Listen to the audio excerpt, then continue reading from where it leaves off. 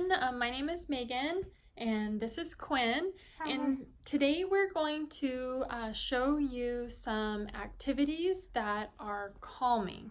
One of the questions that we get a lot is how do we provide sensory input that will be calming to my child, especially when we are looking at transitions, preparing to do things that the child does not prefer to do, or even transitioning towards bedtime.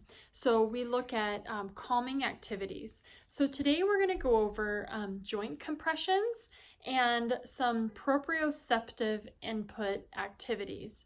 Now, the proprioceptive system is a system that every one of us has, and it is our system that if we're feeling anxious, it brings us down and calms us down. And if we're feeling tired, it brings us up and makes us feel more alert. And what happens is sometimes children have a hard time activating this system. And what happens is they can't calm down or they can't wake up.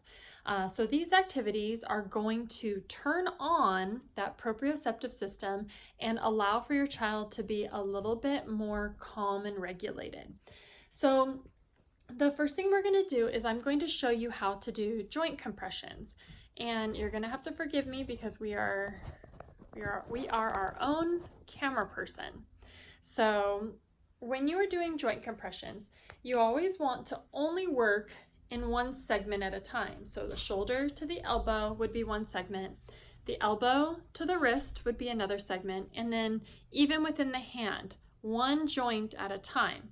So we're going to start up here and you're going to put one hand on the shoulder and the other hand at the elbow. You can relax a little bit.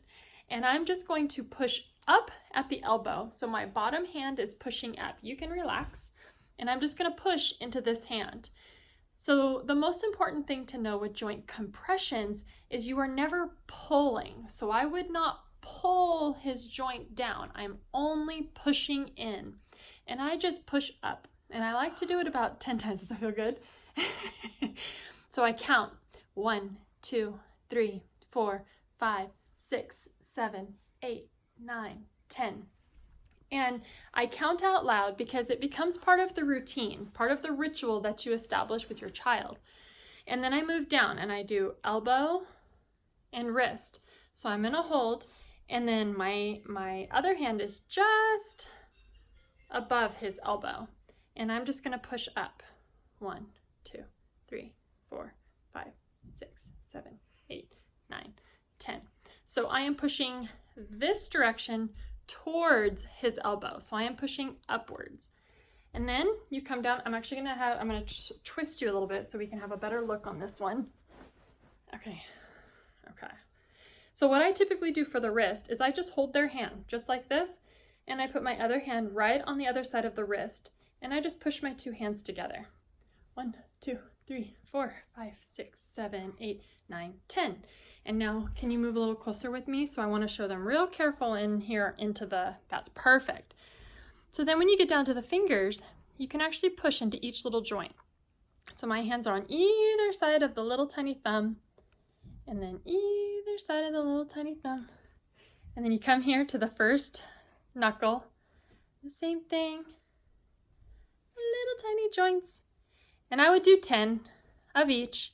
If your child, typically kids love this. It's very calming and relaxing. Quinn says it's very relaxing.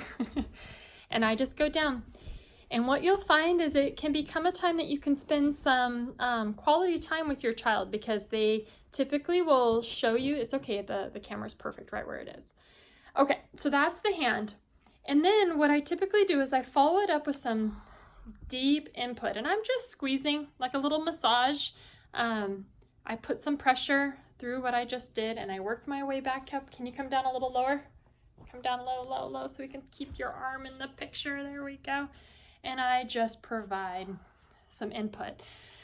Now, some tips for this. Keep your hand like this. Grown-ups, not you, silly, the grown-up.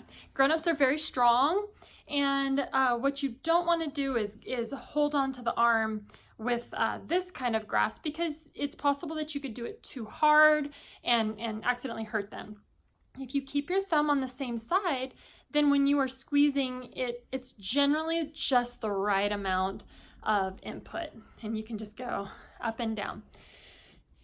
Children that have difficulty processing proprioceptive input typically do not like light touch. It's aggravating and it gets them on edge. So having a firm hand with what you're doing is typically best.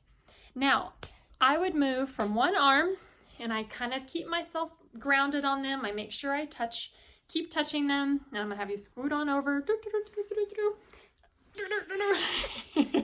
And I would do the exact same thing on the other arm. So I would work from the shoulder, pushing in, elbow, pushing in, wrist, pushing in, and the fingers, okay? Then I would do the same massage, going back up. Now, the head. Many kiddos seek input through their head. So again, the general rule, you keep your thumbs with your fingers, and then you can provide input. Does that hurt? Or does that feel good? Hurt. Does that hurt? Okay, yes. I'll do it a little bit lighter. How about that? Yes. Yeah? Okay. So, many kiddos that seek out proprioceptive input, you might feel, I cannot give enough. Kiddos who process proprioceptive input a little bit more regularly would not need this as much. So I'm just going right around. You kind of see what I'm doing. You can even push them against you. So use your own body. Squeeze into his cheeks, almost like a little massage. And then go ahead and kind of come up so your chest is in the camera. Okay, and then same thing. Fingers are by your thumbs or by your fingers, and you can just provide input squeezing in. Okay, is that you like that one, huh? Yes. That one feels good. Harder. You want me to do harder? I don't know if I can. Just do it. I don't know if I'm strong enough. Okay, so he likes this one. This is the one he likes. Now, the one that is easiest on parents is when we are providing the proprioceptive input joint compressions to the lower half of the body, because, go ahead and stand up for me. I'm going to have you back up so I can see you a little bit better. Turn this way and jump. And that is how we do joint compressions for the lower half, because we are giving input into the knees, into the ankles, and into the hips. Yes, you may. Jump, jump, jump. How about you do 10?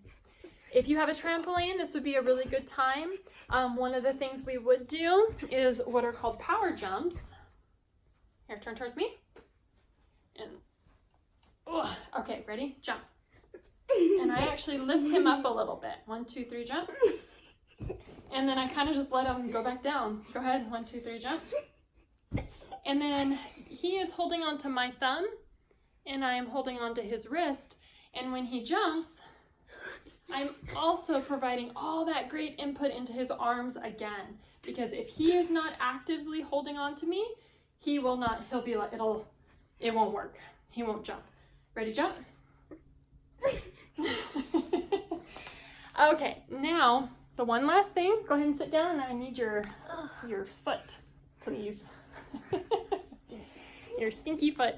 Okay, so jumping does provide the input into the ankle, but some kiddos need a little bit more. So you're just going to provide a little, you like that? Yeah? Okay. And same thing with the toes. Kind of push in. This one is very much like a massage. So I highly recommend, if you're going to try to do this, make it a routine. Make it something that you do frequently at regular intervals. And typically you would want to do it right before you want your child to be a little bit more calm and relaxed. I recommend this be done right before bath time, right before, if you have any like speech therapy or occupational therapy that's going to be on teletherapy and you need your child to be sitting and organized, this would be a wonderful thing to do. It really helps to bring them down. Other activities other than jumping would be bear walks and different kind of body movements, crab walks. We will do another video to demonstrate what those look like, which would also be proprioceptive input activities. So thank you very much. Quinn, thank you for being an awesome volunteer. You're welcome. Bye, guys. Bye.